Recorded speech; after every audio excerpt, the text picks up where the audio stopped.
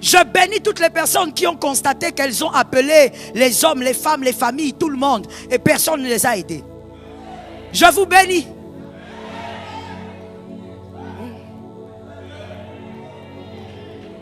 Respect à vous. Tu es allé, tu as cherché le travail partout. Ça n'a pas marché. Respect à vous. Tu es allé chercher des interventions pour qu'on paye tes études. Mais tout le monde a dit, il n'y en a pas.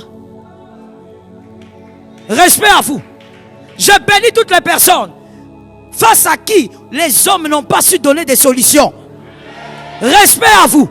Vous êtes l'exclusivité de Jésus de Nazareth. Lui-même va régler ça. Lui-même va finir ça.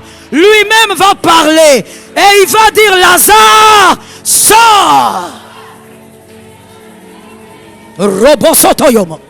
Lorsqu'il dit Lazare, sors, aucun homme, personne, my Jesus, personne, même pas la pourriture, même les asticots qui sortaient déjà du corps commencent à respecter l'ordre.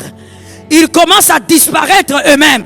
Là où il n'y avait plus de chair, la chair commence à pousser. Les os commencent à se renforcer. Jésus a donné l'ordre. C'est l'exclusivité. Regarde quelqu'un, dis-lui, tu n'as pas compris ce qui m'arrive. Voilà pourquoi tu t'étais moqué. Non, dis-lui. Tu as honte de lui dire ça. Toi, tu ne connais pas le cœur de l'homme. Peut-être qu'il s'est moqué de toi-même ce soir. Dis-lui, voilà pourquoi tu t'étais moqué.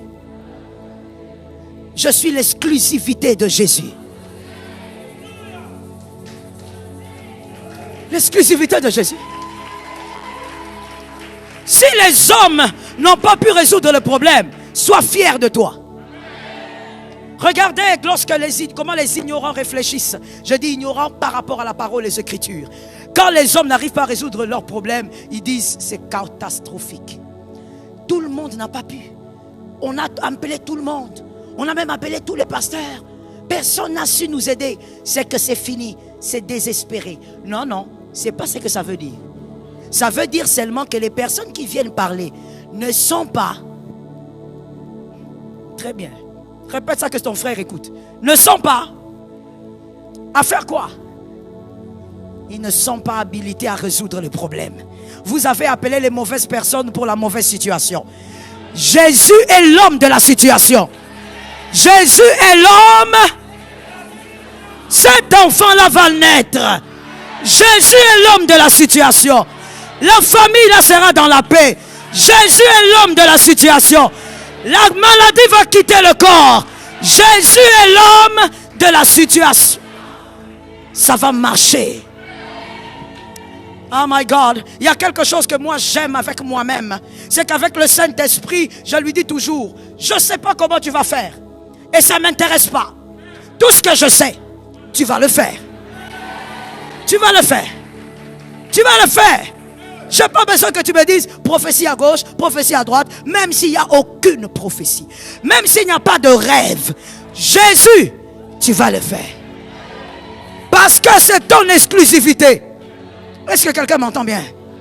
Toi, comment tu peux entendre que ton ami est malade et puis tu restes là pendant 4 jours? Parce que au fait, Lazare, tu es le cas où personne ne s'est encore assis. Personne. Quand tu es l'exclusivité de Jésus, laisse Jésus faire de ta vie son tarmac. Que ce soit le décollage de la gloire ta vie. Que les hommes regardent et disent, on croyait que c'était terminé. Non, non, non. C'est le début d'une autre gloire. Écoute-moi très bien. Le type de gloire qu'on n'a pas encore vu doit sortir des types d'équations qu'on n'a pas encore. Cette équation n'est pas résolue parce que c'est le type de gloire qu'on n'a pas encore vu. Dans cette famille-là, il faut qu'on voie autre chose. Il faut qu'on voie un petit David en train de faire tomber un grand Goliath. Cette année, ça doit arriver. Le Dieu de 23 jours de prière, nous te demandons que cela arrive. Que cela arrive. Que cela arrive. Au nom de... Ça doit arriver. Mais toi avec ta foi, c'est ta foi. Adonai dit, détachez-le et amenez-le. Amenez-le. Mais cet anon est attaché. Il a son propriétaire. Jésus dit, dites à celui-là que le maître en a besoin. Alors voici ce que l'anneau ne doit jamais oublier. L'anneau ne doit pas oublier qu'il n'a pas été libéré pour marcher sur les vêtements. Thank you, Lord. Il n'a pas été libéré pour marcher sur les vêtements. Comme on nous révèle dans Marc 11:8. Il a marché sur les étoffes parce que les hommes étaient contents de voir Jésus. Les femmes ont étalé les étoffes. Jésus n'a pas marché dessus, c'est l'anneau qui a marché dessus. Mais il n'a pas été libéré pour marcher sur les étoffes. Monsieur, tu n'as pas été élevé, tu n'as pas été placé dans ton temps pour que tu puisses t'enorgueillir ou pour que tu puisses vaquer à des plaisirs inutiles. Il ne faut pas oublier cela. L'anneau n'a pas été libéré.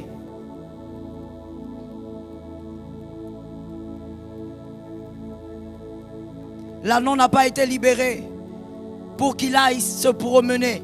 Non, Jésus a dit, amenez-le, je veux monter dessus. L'Éternel t'introduit dans ton temps pour qu'il reste le maître de ta vie. J'ai aimé cet amen moi-même, j'ajoute encore un autre amen.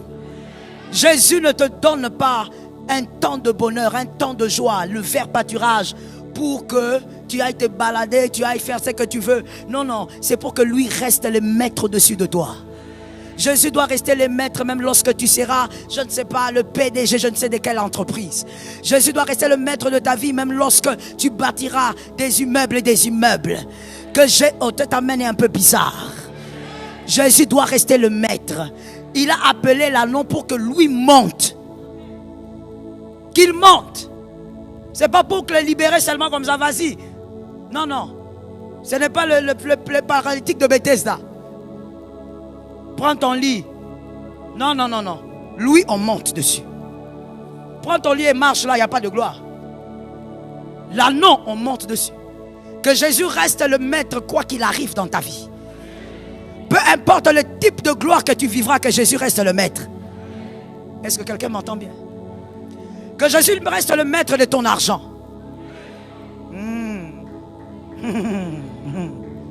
Les amens ont disparu, c'est terrible ça. C'est le règne de Mammon. Que Jésus soit le maître sur ton argent. Ça c'est un amen maintenant. Et quand tu dis amen, les serpents ont entendu. Lorsque tu seras ce que tu seras financièrement, que Jésus reste le maître. Que jamais ton argent t'amène vers le plaisir qui t'amène au péché. Ce n'est pas l'argent qui t'a élevé. Tu n'es pas ça. À des moments même dans ta poche, des fois tu touchais la poche, tu te demandais, c'est ta poche ou c'est la poche d'un sorcier? Tellement que la poche est vide. Tu dis, mais qui a envoûté ma poche? Adonai t'a gracié. Comme il dit, il a pris de la poussière. Il t'a fait asseoir avec les grands. Oh mon Dieu. Que Jésus reste le maître de tout comment je vais le dire? De tout franc congolais que tu pourrais avoir. Que Jésus reste le maître. Que jamais l'argent te dirige. Que jamais l'argent crée une démarche. Il y a des gens, quand ils n'ont rien dans la poche, ils marchent. Cancré là, cancré là. Dès qu'il y a un $50 dans la poche, il ne voit plus les gens qui sont ici. Il voit seulement là-bas. Quand tu le salues ici, il dit, hein, tu es où, tu es où? Ah, tu étais là. Salut. Que la démarche, que l'argent ne change pas ton langage. Jésus a libéré l'anneau pour qu'il monte dessus. S'il ne peut pas monter dessus, il ne va pas libérer. Il a libéré pour monter. Que tout ce que Dieu te donnera dans ton temps ne soit jamais maître de toi. Voilà pourquoi l'humilité.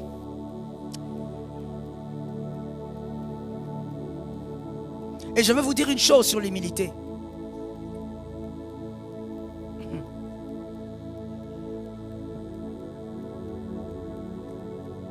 En réalité, on ne décide pas d'être humble.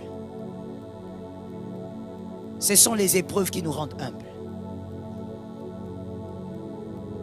Les épreuves vous imposent l'humilité. Parce que par quoi Dieu vous fera passer, ça va vous apprendre que ce que vous pensiez n'était pas tout ce qu'il y avait. Que un plus petit peut devenir plus grand à tout moment. Est-ce que quelqu'un m'entend? Que Jésus soit ton maître. Même si tu arrives à avoir l'inimaginable sur cette terre, quand il s'agit de Jésus, sois toujours prêt à te mettre à genoux. Oh my God. Des fois, je vois certaines personnes et je sais que quelqu'un va dire, pasteur, tu es radical. Ça, c'est trop radical aussi. Ben, excusez-moi, mais c'est comme ça que je suis. Pour certaines choses, je suis radical. Des fois, il m'arrive de voir certaines personnes. On dit, on va se mettre à genoux pour prier.